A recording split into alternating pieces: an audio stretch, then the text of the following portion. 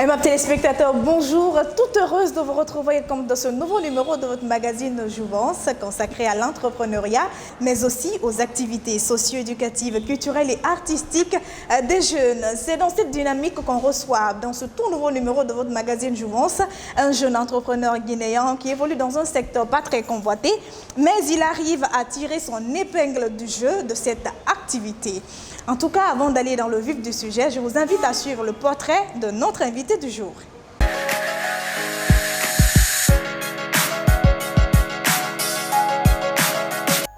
Mohamed Khalil Sako, diplômé en sciences du langage au Centre universitaire de Kindia, actuelle Université de Kindia.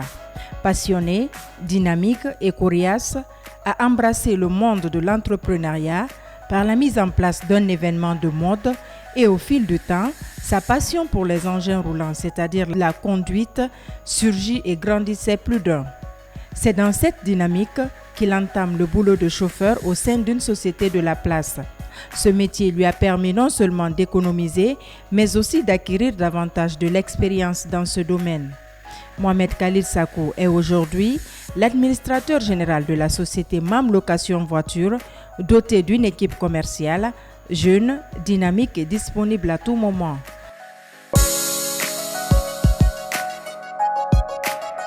Il est sur ce plateau avec nous, M. Mohamed Khalil Sako, administrateur général de l'entreprise MAM Location Véhicule.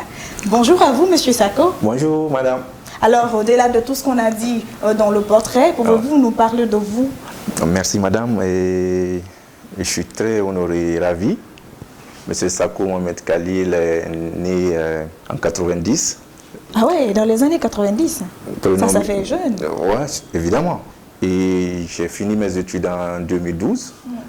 Et après les études, M. Sako était à la quête de l'emploi. Comme depuis le lycée, je suis ce jeune qui se dit il ne faut pas s'asseoir, il faut bouger. M. Sako est allé vers une autre structure et qui m'a accordé un emploi, peut-être pour pas rire, mais M. Sako a eu son premier emploi comme chauffeur.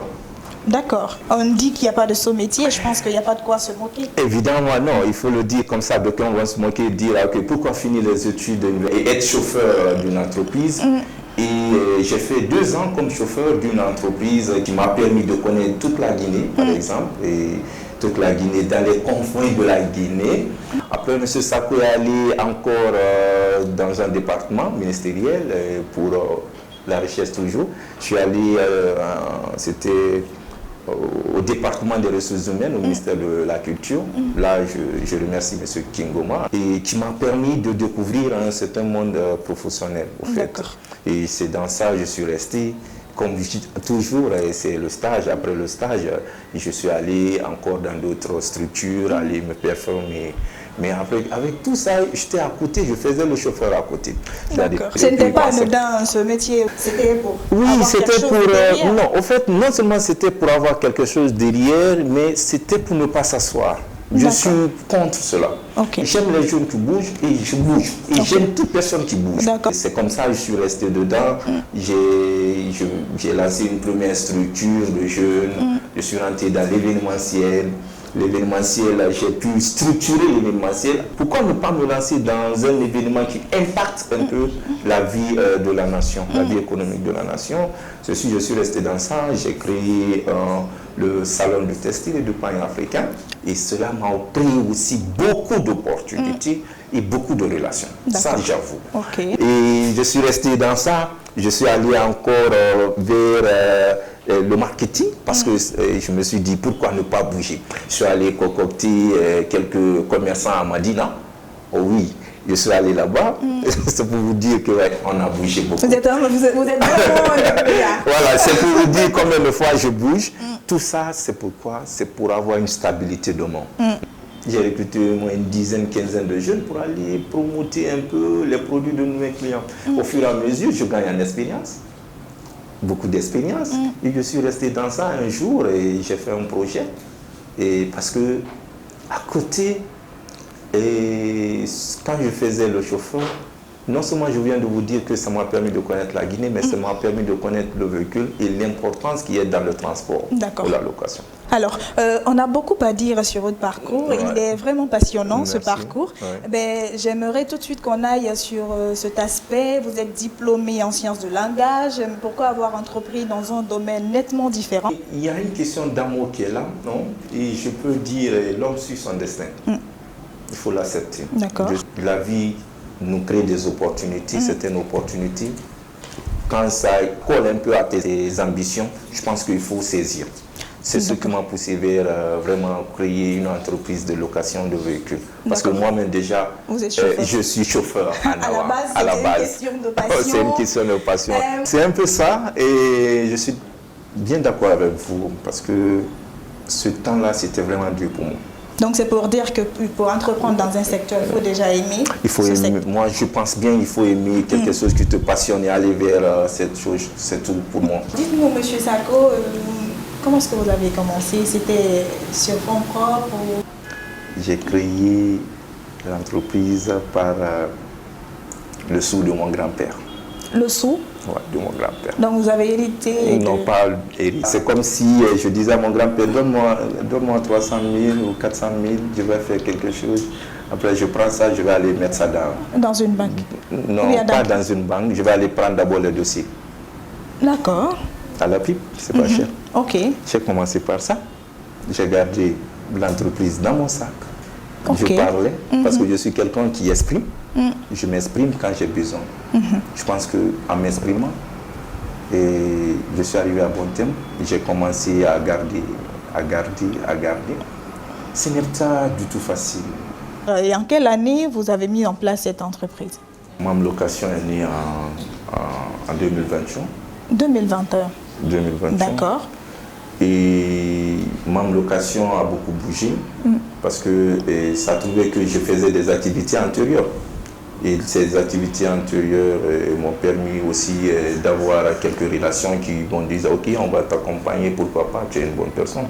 Et on a confiance en toi. » Déjà, tout ce qu'on peut chercher dans l'entrepreneuriat, c'est la crédibilité. Et cette crédibilité, je l'ai eue par des personnes qui m'entourent. Voilà. Et puis depuis là, quand je me suis lancé, ils m'ont dit pourquoi pas, on t'aide. Parlez-nous un peu de MAM Location de véhicules.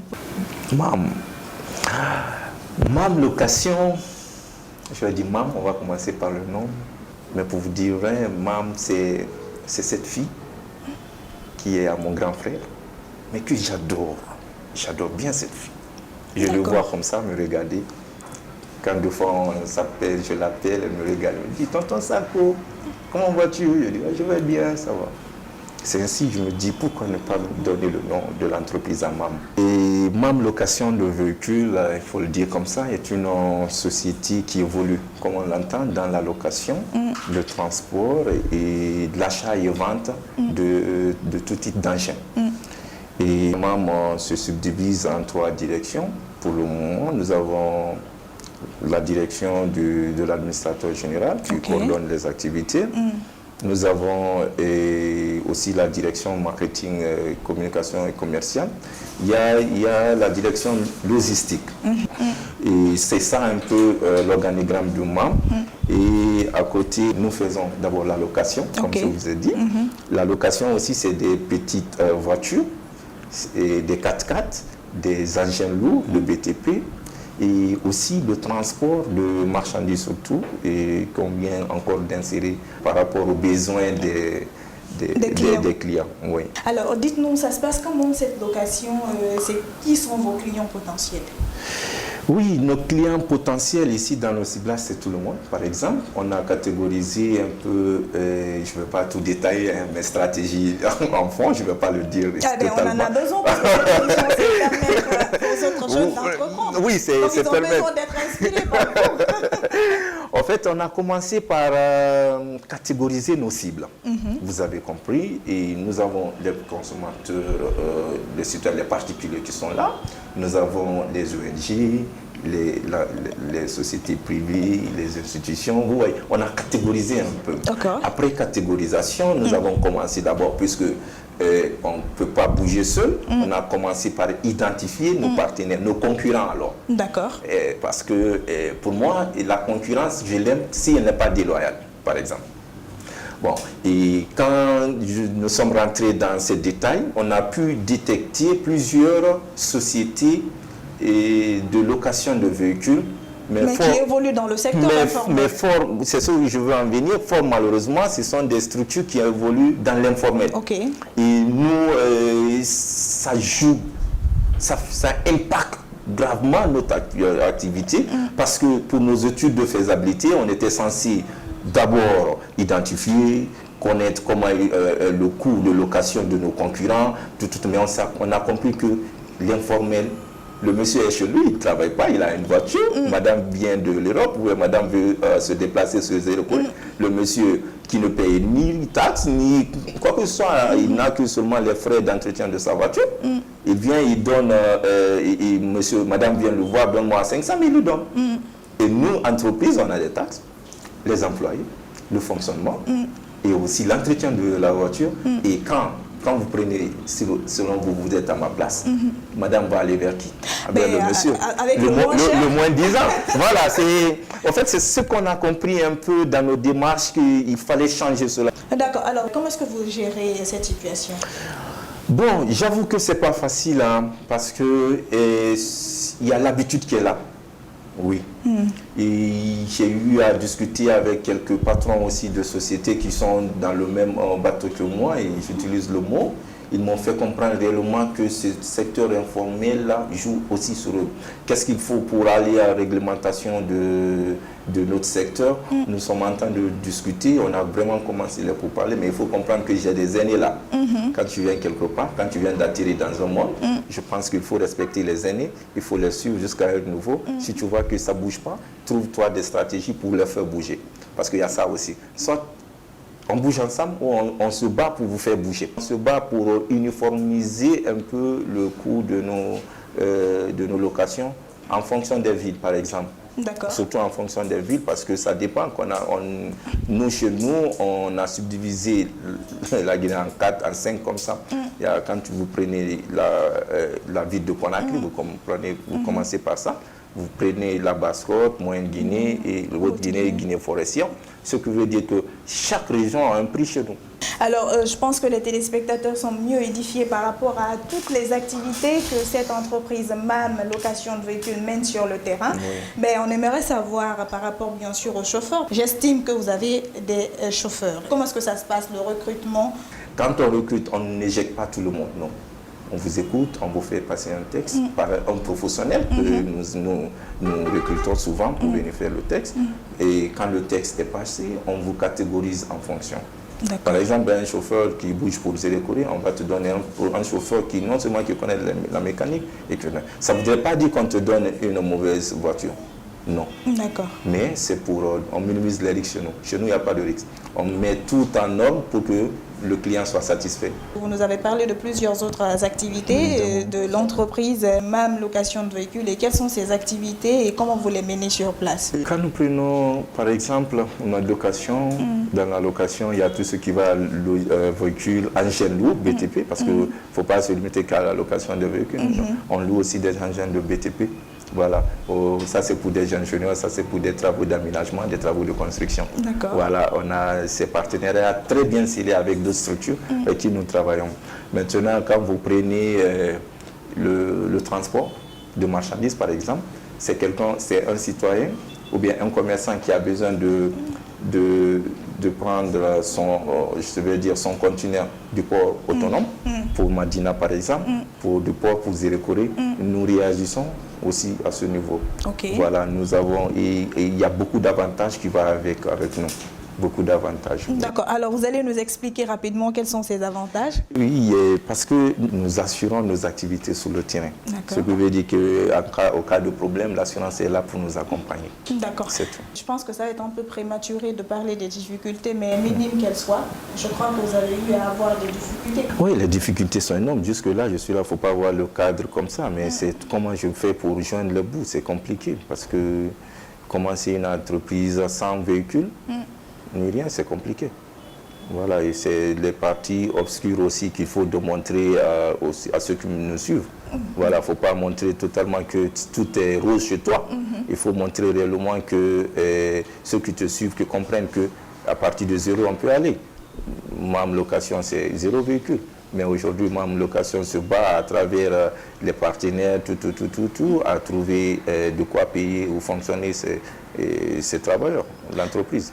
D'accord. Alors, quand vous parlez de cet aspect des véhicules, c'est vrai que quand on parle de location, il faudrait avoir à notre disposition ou à votre disposition des véhicules. Ça se passe comme l'octroi. Parce que vous l'avez dit, il ne faudrait pas faire croire aux gens que tout est rose, mais tout ce processus, parce que voilà, cette émission, elle est inspirante. Les jeunes ont peut-être envie d'entreprendre dans le même domaine que vous. Donc, il faudrait, en quelque sorte, nous sommes à l'école, à votre école, là. Oui, et effectivement, j'ai commencé avec zéro, mais j'ai eu des pourparlers avec mes partenaires, et avec un parquet, par exemple, qui a eu confiance. Je lui ai expliqué mon projet. Je lui ai dit, je viens de lancer mon activité, c'est pas que ça. Et j'ai dû mobiliser quelques fonds, comme je vous ai dit, je l'ai créé. Et après, quand j'ai expliqué ça à mon grand-père, il me dit, pourquoi pas t'accompagner? C'est comme ça qu'il m'a accompagné. Il a été le garant au niveau du parquet. D'accord. Vous voyez, c'est à travers lui j'ai eu au moins une petite voiture. Il y a un partenaire qui est venu de l'extérieur pendant le mois de décembre. Là. Il m'a pris la voiture pendant un mois. Oui, pendant un mois, ça m'a fait un petit sou. J'ai pris la voiture, j'ai pris le sou là, je suis allé donner au parquet encore et ça lui a permis de me donner encore une autre voiture. Alors aujourd'hui, j'ai 2 voitures à ma disposition, avec quoi je fais bouger l'entreprise et puis voilà, ça va. Maintenant, les autres véhicules 4x4, tout, ça c'est des partenaires qui sont là. Donc vous sous-traitez? Voilà, je sous-traite avec eux, c'est comme ça, je fais fonctionner l'entreprise. Mais ce qui est intéressant dedans, il faut être vraiment loyal et honnête dans cette activité. D'accord. Alors, aimables téléspectateurs, si vous venez de nous prendre en marche, vous êtes dans votre magazine Jouvence. Vous savez, c'est un espace dédié à l'entrepreneuriat, mais aussi aux activités socio-éducatives, culturelles et artistiques des jeunes. Aujourd'hui, nous avons l'insigne honneur de recevoir sur ce plateau un jeune entrepreneur guinéen qui évolue dans la location des véhicules. Vous savez, ce secteur est convoité par l'informel, mais bon, il essaie tant bien que mal de gérer la concurrence et amener les uns et les autres à formaliser leur activité. Tout de suite, on part avec le Jouve reportage. Vous savez, c'est la deuxième rubrique de ce magazine. Et juste derrière, on se retrouve sur ce plateau pour la suite.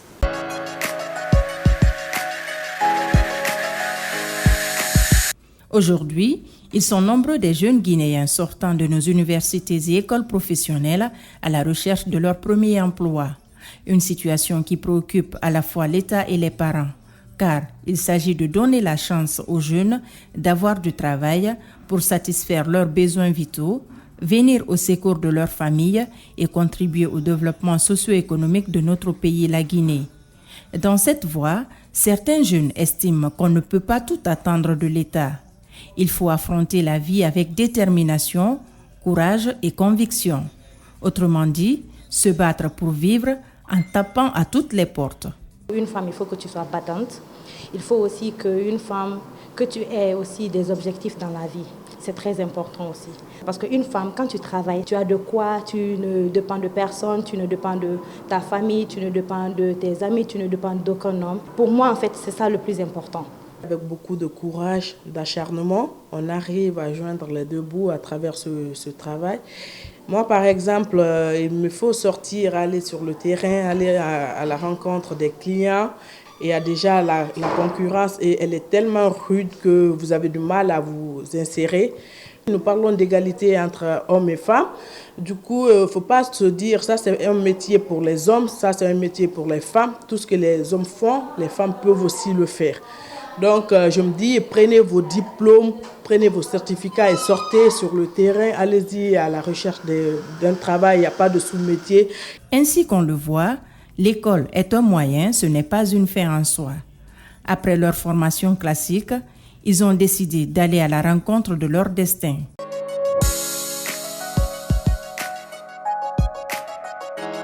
De retour retour sur ce plateau de votre magazine Jouvence, mesdames et messieurs. La suite, nous sommes toujours avec notre invité du jour. On a parlé de beaucoup d'aspects de son entreprise, mais il est important qu'on rappelle quand on a des difficultés dans une entreprise ou dans l'exercice de nos différentes activités, il faudrait s'armer de force. Des fois, il y a des personnes qui se font entourer par d'autres personnes qui leur font confiance et qui arrivent à les booster. On ne sait pas c'est quoi la situation avec notre invité. On va donc le demander depuis le départ de cette aventure, après l'obtention du diplôme. Il s'est dit, écoutez, moi, je ne vais pas attendre l'État, je me lance dans l'entrepreneuriat. Ça fait vieux, beaucoup d'eau ont coulé sous le pont. Qu'ils nous disent comment est-ce qu'il est arrivé là, sur ce plateau.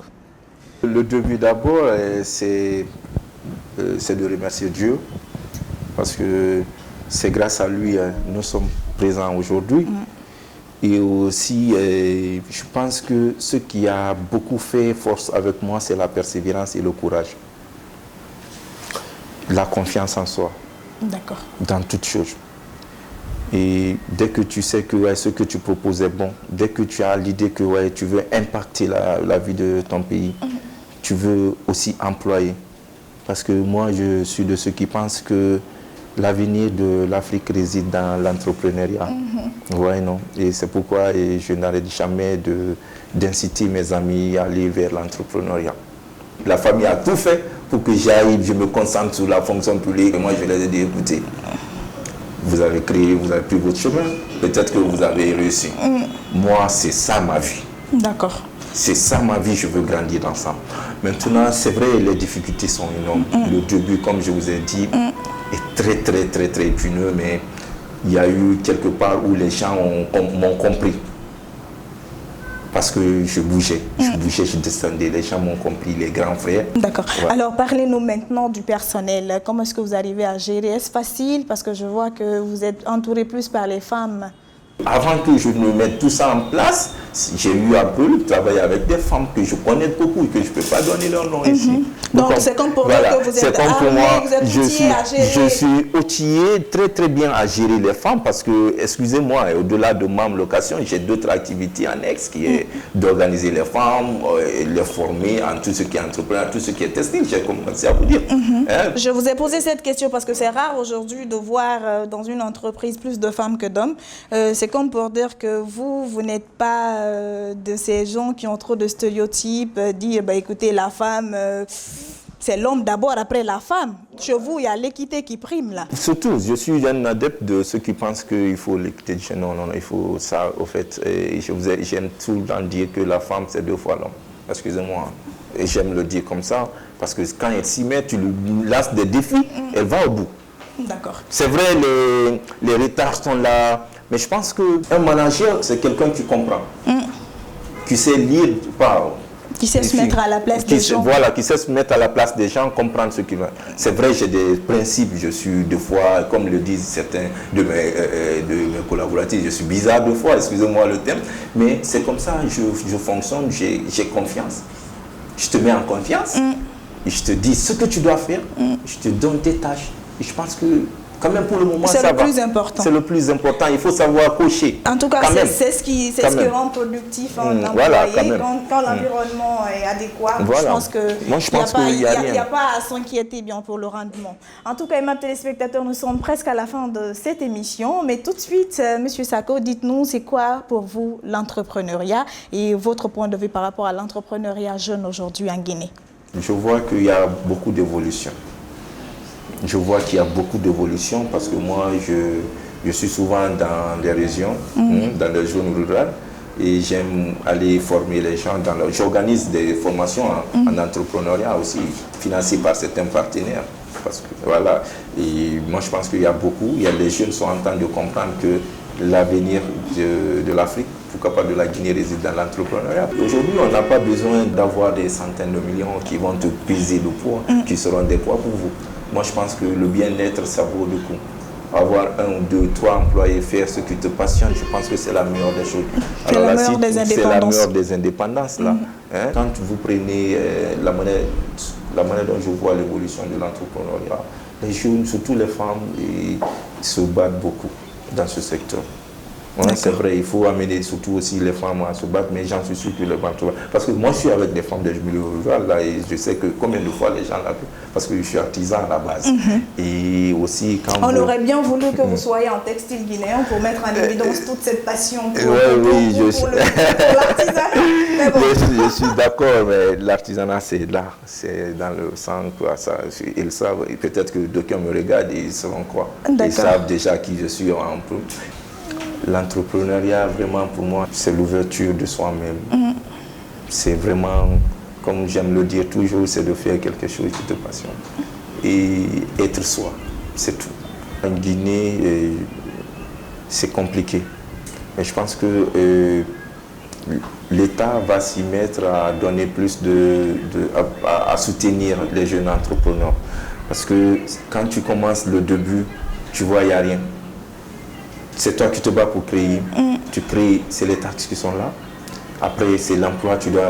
Et ce que tu gagnes, les marchés, on sait comment. Bon, on va même pas. L'obtention des marchés. Non, on va même pas rentrer dedans. Mais l'État et ce qui nous fatigue aussi, je vais dire quelque chose peut-être qui va heurter la sensibilité des gens. Mais il faut que l'État se batte à amener certains patrons fonctionnaires à quitter aussi dans l'entrepreneuriat. Surtout, ça nous fatigue beaucoup. Là, j'ose le dire. J'ose le dire, ça nous fatigue beaucoup. Voilà, et quand tu es directeur d'une régie et tu as 2 entreprises à côté, les autres entreprises, ils font quoi? Donc, ils sont trop gourmands. Non, en fait, c'est une réalité. Je suis en train de dire comme ça, devant la caméra, c'est une réalité. Et quand tu es directeur, quand tu es le... Bon, prenez comme les gens veulent, je suis désolé, mais je suis juste réaliste. Je suis en train de te dire quelque chose de réaliste. Quand tu es à la tête de quelque chose et c'est toi qui donnes le marché et tu as 2 ou 3 entreprises. Moi, ce qui est sûr... Les doubles ou triples emplois, je ne sais pas, et c'est compliqué, mais ce qui est sûr, ce qui m'est destiné, j'aurai ça dans ce pays. Je respecte les aînés, je respecte les aînés, je vous dis encore, je respecte mes amis, mon environnement, mes collaborateurs, et j'ai foi en Dieu. Je pense que tout le reste là se dessinera de lui-même. Bien sûr. Ouais. Alors, nous sommes à la fin de cette émission, même téléspectateurs, mais bien avant, votre dernier message, Monsieur Sako. J'aimerais dire aux jeunes de ne pas attendre. Pour moi, quelqu'un disait que pour lui, patienter, ce n'est pas d'attendre, mais c'est d'agir en attendant. C'est ce que j'ai en tête. Il faut que les jeunes profitent de leur atout pour en faire des opportunités. Chacun a un talent caché en nous. Chacun a quelque chose en lui que Dieu nous a légué. Il suffit juste de découvrir et mettre à la disposition de la population, mais de point de vue positif. Ce n'est pas sorcier. Non. Tous ceux qui sont arrivés aujourd'hui ont eu un début. Et ils se sont développés, ils se sont vraiment structurés jusqu'à arriver. Il y a la peur dans ça, c'est quand tu bouges pour ne pas tomber. Quiconque n'accepte pas de tomber ne peut pas se relever. Moi, je pense que les jeunes aujourd'hui doivent comprendre cela et voir comment ils peuvent convertir ou traduire ce qu'ils ont comme atout. C'est certes que c'est hyper difficile, je vais l'ajouter comme ça. Ça a beaucoup d'aléas, mais après tout, tu aimes ce que tu fais et tu t'assumes, quoi. Avec beaucoup de sourires sous les lèvres, parce qu'à un niveau comme ça, je dis vraiment Dieu merci. Merci. Voilà, aimables téléspectateurs, nous sommes pratiquement à la fin de ce nouveau numéro de votre magazine Jouvence, dans lequel on a reçu l'administrateur général de l'entreprise, MAM Location de Véhicules. On espère tout de même que vous allez essayer. C'est pas facile, ça sera vraiment difficile. Mais bon, lancez-vous pour voir, parce que tout réside dans l'entrepreneuriat. Quand on entreprend, on prend notre destin en main.